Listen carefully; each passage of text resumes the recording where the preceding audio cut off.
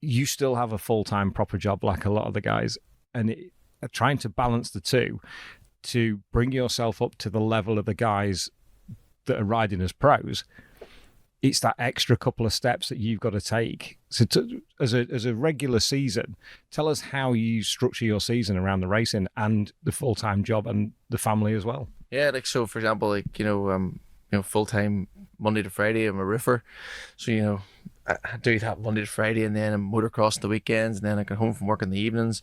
I'm training back at home, trying to get your fitness in, near enough every evening, and I've got myself in that way, and I've been like that for so long now.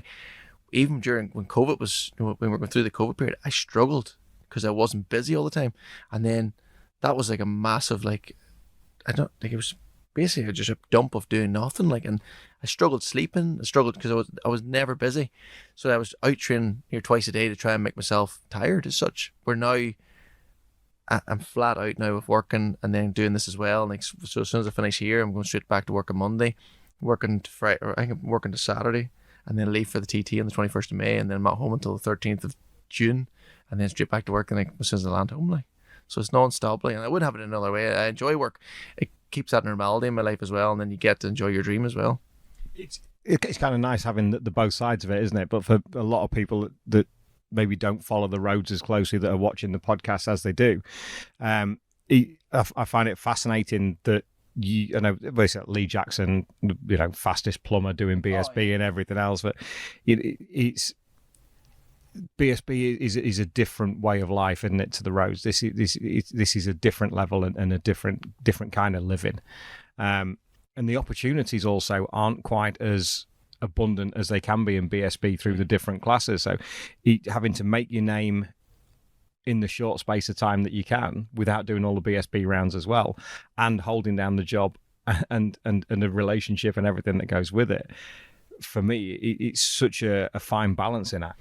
Yeah, it definitely is. But I think, for me to take that next step, I either have to do one or the other. You either take a step back, just enjoy your racing, or do you stop working and then take the step into being a full-time racer and doing what you want to do. But there's a lot of things need to be in place for that. You need to have obviously a bit of financial backing there as well, and the team itself needs to be willing to take that next step as well, and do basically not be off the motorbike, because at the minute that's the bit I'm struggling with is track time. Over the winter I've done a lot of motocross, something that I never really did before, and I've done a lot this year, and I'm grateful that I did take that opportunity and I've done it, because it's not left me in a really bad position as such, but it just leaves me that I've been doing some sort of motorbike riding as such. I'm still using my mind, I'm still grabbing the clutch, I'm still revving. It's all them things that and I need to really have a think what I want to do.